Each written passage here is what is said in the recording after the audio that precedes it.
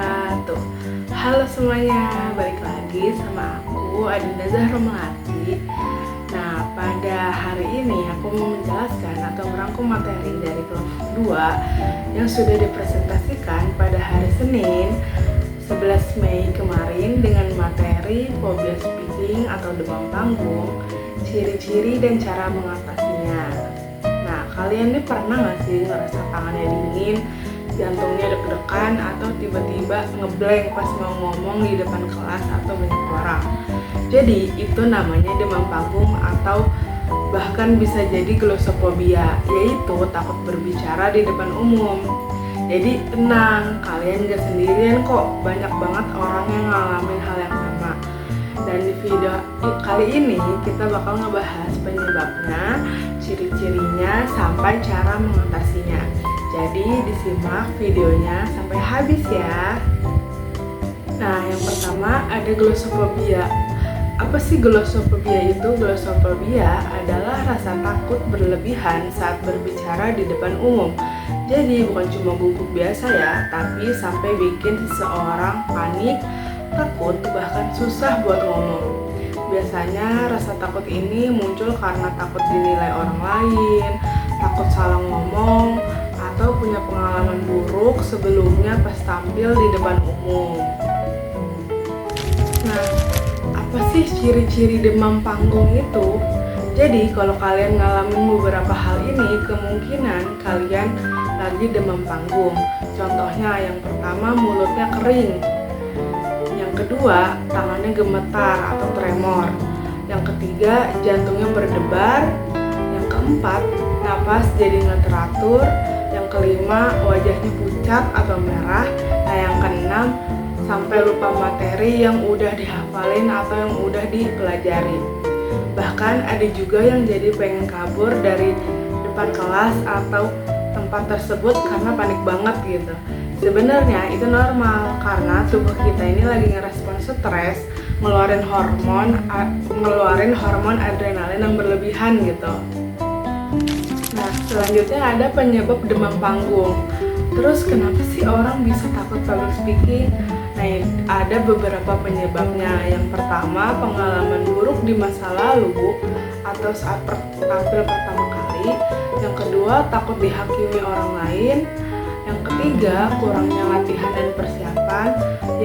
Dan yang keempat, kurangnya percaya diri atau bahkan faktor bawaan dan kebiasaan dari orang tersebut. Kadang kita terlalu mikirin gimana kalau kita salah, sampai akhirnya jadi makin gugup sendiri saat tampil di depan. Nah, sekarang bagian paling penting nih, yaitu gimana sih cara ngatasinnya demam panggung itu. Yang pertama, persiapan yang matang. Semakin siap materi kita, semakin kecil rasa panik yang akan muncul. Jadi memahami materi, latihan, dan siapin semuanya sebelum tampil. Yang kedua, sering latihan. Jadi public speaking itu skill, makin sering dipakai, makin terbiasa. Bisa latihan depan kaca, depan teman, atau merekam diri sendiri. Yang ketiga, mengatur napas dengan menggunakan teknik napas 478, yaitu tarik napas 4 detik, ditahan 7 detik, lalu buang 8 detik. Nah, ini ngebantu badan kita jadi lebih rileks lagi. Yang keempat ada relaksasi dan meditasi. Jadi kalau misalkan kita mulai panik, coba tenangin diri dulu, fokus sama napas, dan juga jangan terlalu overthinking. Yang kelima ada datang lebih awal, dimana biar kalian atau kita ini bisa beradaptasi sama tempat yang akan kita gunakan dan juga nggak semakin gugup. Yang keenam ada mengurangi kafein atau kopi. Kopi berlebihan sebelum tampil malah bikin jantung makin deg-degan atau berdebar kencang gitu. Yang ketujuh ada percaya diri. Nah, kitanya harus ingat, audiens itu nggak nyari kita yang sempurna. Mereka cuma pengen ngerti apa yang kita sampaikan, informasi, materi, atau pesan yang kita sampaikan. Nah, yang kedelapan, yang terakhir ada mengubah mindset. Itu jangan menganggap grogi itu musuh. Anggap aja tubuh itu lagi ngasih energi lagi supaya kita lebih fokus lagi buat tampil di depan banyak orang.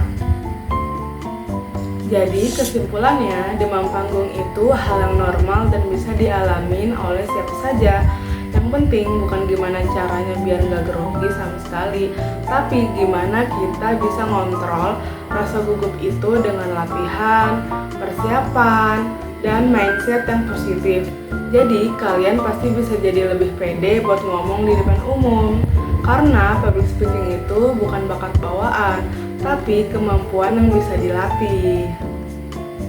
Mungkin itu saja yang bisa saya sampaikan. Semoga bisa bermanfaat. Kurang lebihnya mohon maaf. Sampai jumpa di video berikutnya. Wassalamualaikum warahmatullahi wabarakatuh.